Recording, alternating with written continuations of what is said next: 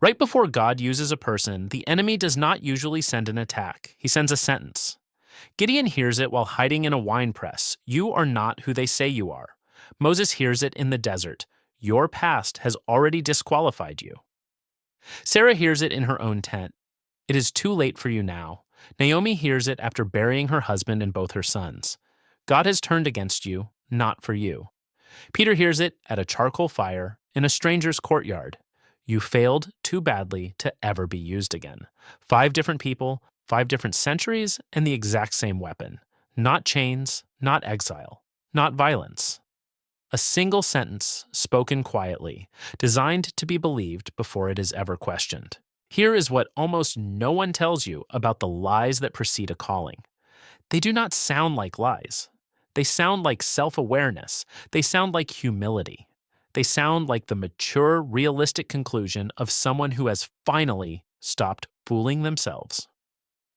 That is exactly what makes them effective, and exactly why so many people who are destined to be used by God never find out what they were capable of, because they believed the sentence instead of questioning who was speaking it. Before we go through the lies themselves, one thing has to be established because it changes how you hear every one of them.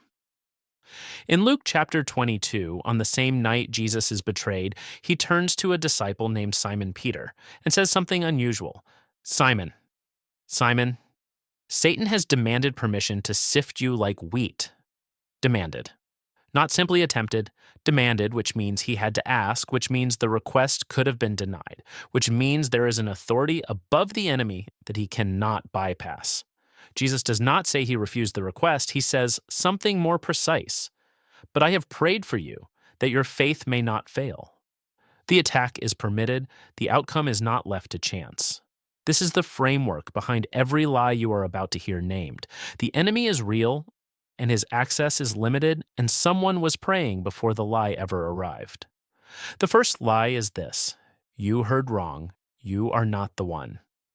When the angel of the Lord finds Gideon, he is not standing in a field with confidence. He is threshing wheat inside a winepress, hiding from raiding armies, doing a farmer's most exposed task in the most cramped, least efficient place he can find. Purely so, no one will see him and take what little he has. The angel's opening line is almost sarcastic given the scene. The Lord is with you, mighty warrior. Gideon's response is not gratitude, it is an argument. If the Lord is with us, why has all this happened to us? And then, when the calling becomes explicit, when he is told to go and save Israel, Gideon supplies the actual lie in full detail. My clan is the weakest in Manasseh, and I am the least in my family. Notice what Gideon does not say. He does not say the calling sounds impossible. He says he personally is the wrong candidate. This is the first lie's specific shape. It rarely attacks the mission. It attacks your qualification for the mission using facts that are technically true. Gideon's clan probably was smaller. He probably was younger and less prominent than his brothers. The lie does not need to invent anything. It only needs to take a true detail and attach a false conclusion to it. Because you are the least likely candidate, you must be the wrong candidate. Scripture never corrects the fact, it simply ignores its relevance. God does not tell Gideon his clan is actually impressive. He tells him, I will be with you. It is worth noticing how much reassurance Gideon still needs even after hearing this. He asks for a sign and receives one. Later, before the battle, he asks for a second sign involving a fleece of wool, wet with dew, while the ground stays dry, and then, almost apologetically, a third sign with the conditions reversed. God grants every single request without frustration. This detail matters more than it first appears. The lie tells you that needing reassurance proves you are the wrong person for the assignment.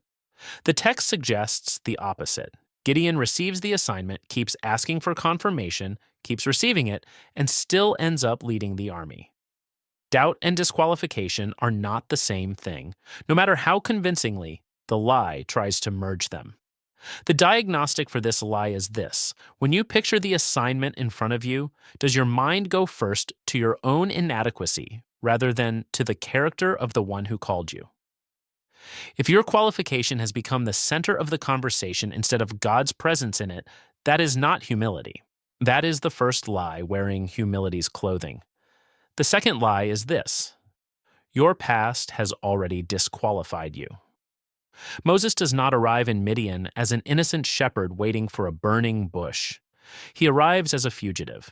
He killed a man, an Egyptian overseer, buried the body in the sand, and fled the country when it became known. For 40 years, by the account in the book of Acts, he tends someone else's flock in the wilderness, about as far from a throne room as a Hebrew man raised in Pharaoh's palace could possibly fall. When God finally speaks to him from the burning bush and tells him to go back to Egypt and confront Pharaoh, Moses does not respond with excitement. He responds with a question that is really a statement disguised as a question. Who am I, that I should go to Pharaoh? A few verses later, he adds a second layer. I have never been eloquent. I am slow of speech and tongue. This is the second lie's shape, and it is subtly different from Gideon's. Gideon's lie was about smallness. Moses' lie is about history.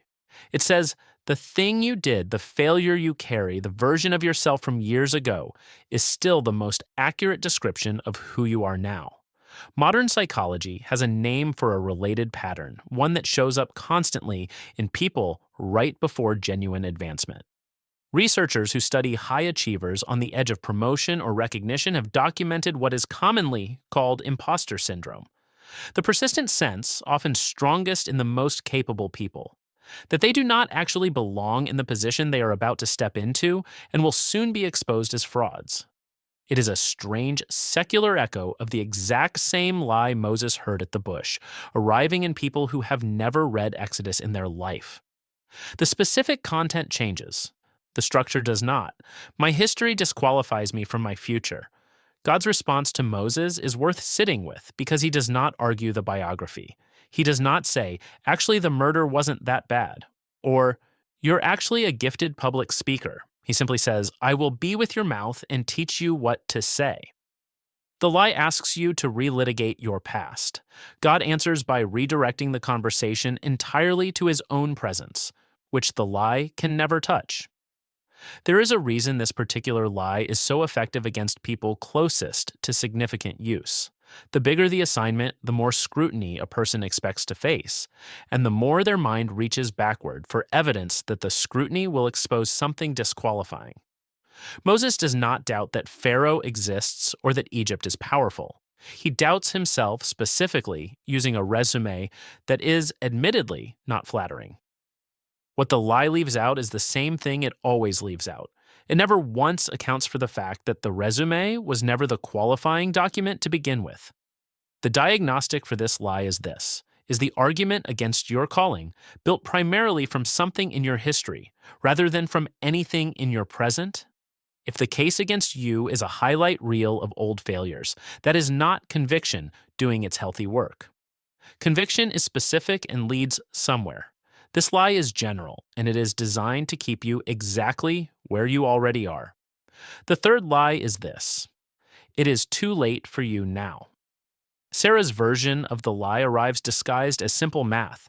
3 visitors tell Abraham that within a year, Sarah will have a son. Sarah is listening at the tent entrance. Genesis records her reaction without softening it. She laughed to herself, thinking, after I am worn out and my Lord is old, will I now have this pleasure? This is not defiance. It is arithmetic. She has counted the years, cataloged the biology, and arrived at a conclusion that, by any ordinary measurement, is completely reasonable. The window has closed. The promise, if it was ever real, has expired. This lie is the one most often aimed at people who are not young, who have watched a door stay shut for years, who did everything right early, and are now being told implicitly that their season has passed. It rarely announces itself as unbelief. It presents itself as realism, the same posture Sarah took. Somebody who has simply done the math. What happens next in the text is easy to read past. God does not rebuke Sarah for doubting. He asks a single question that reframes the entire lie. Is anything too hard for the Lord? Not, your math is wrong. The math was not wrong. The premise underneath the math was wrong. Sarah was calculating what was possible for her body. She was not accounting for what was possible for God. Isaac is born within the year, at, Scripture specifies, the very time God had promised. There is an uncomfortable detail worth including here, rather than smoothing over. When confronted, Sarah denies laughing because she is afraid. The lie does not simply produce doubt, it produces the instinct to hide the doubt, to pretend the math was never being run in the first place. God's response to the denial is brief and unbothered. Yes, you did laugh. He does not need her to pretend. He only needs her to eventually hold the child the lie insisted would never exist. The diagnostic for this lie is this: has your case against the promise become mostly about time, mostly about age, mostly about a window you believe has already closed? If so, notice what that argument leaves out entirely. It never once factors in who made the promise in the first place. The fourth lie is this: God has turned against you, not for you.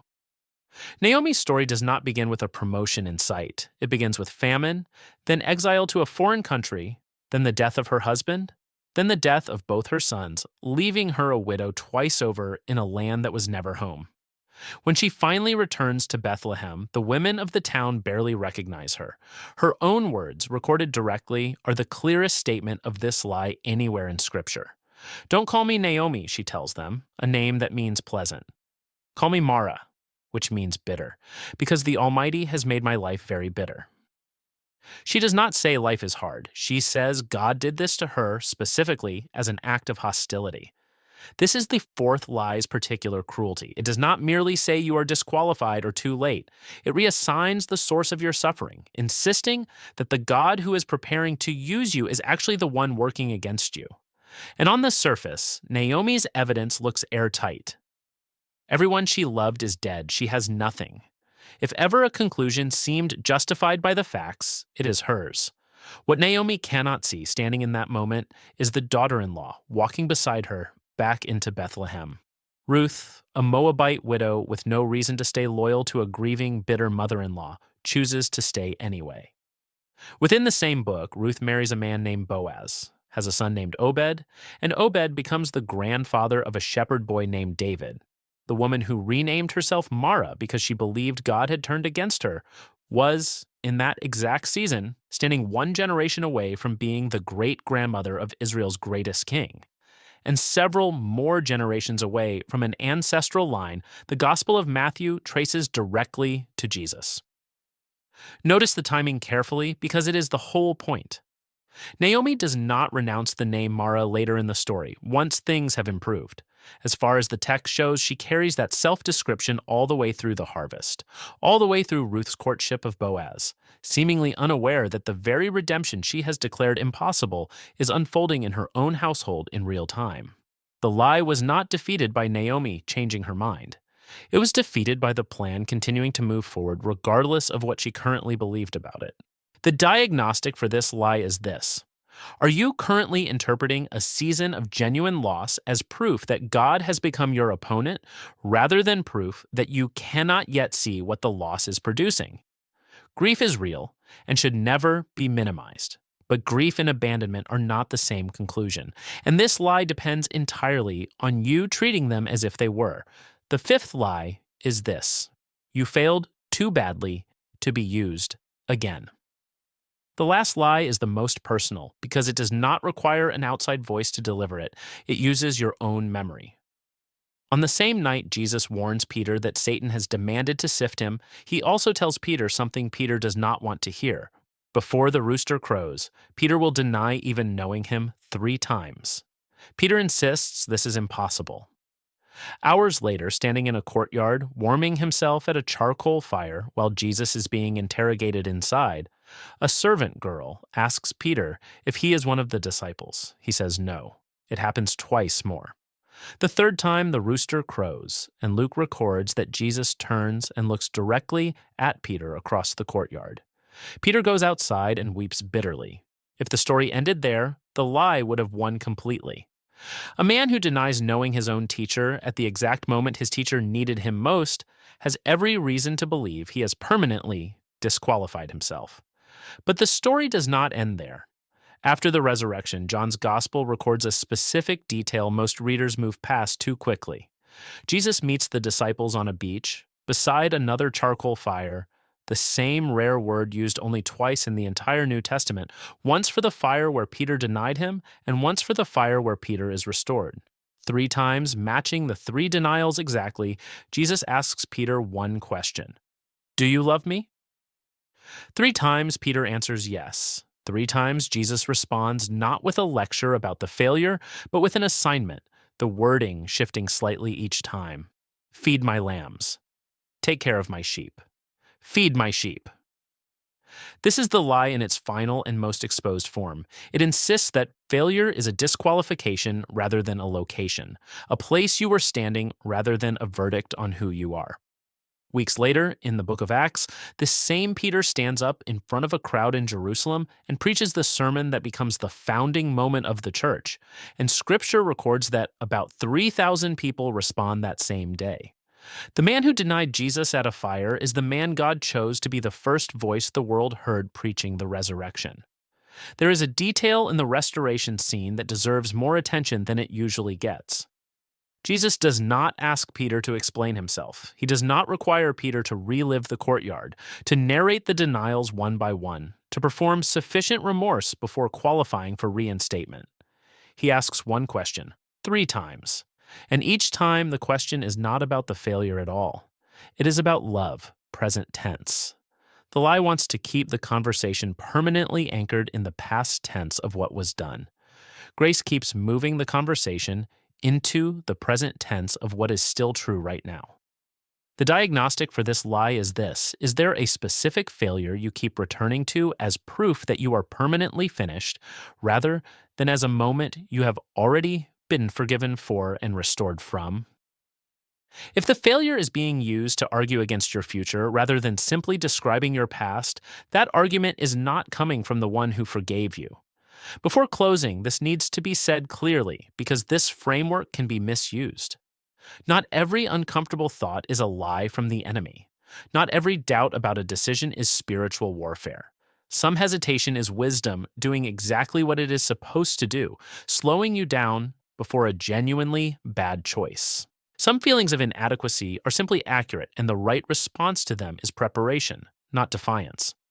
The purpose of naming these 5 lies is not to give you a way to dismiss every uncomfortable feeling as an attack. It is to help you recognize the specific, repeating shape these particular lies take, so that when one of them shows up wearing the costume of realism or humility or grief, you know enough to ask who is actually speaking. And recognizing the lie is not by itself the victory. Peter recognized his failure at the charcoal fire immediately. What restored him was not the recognition.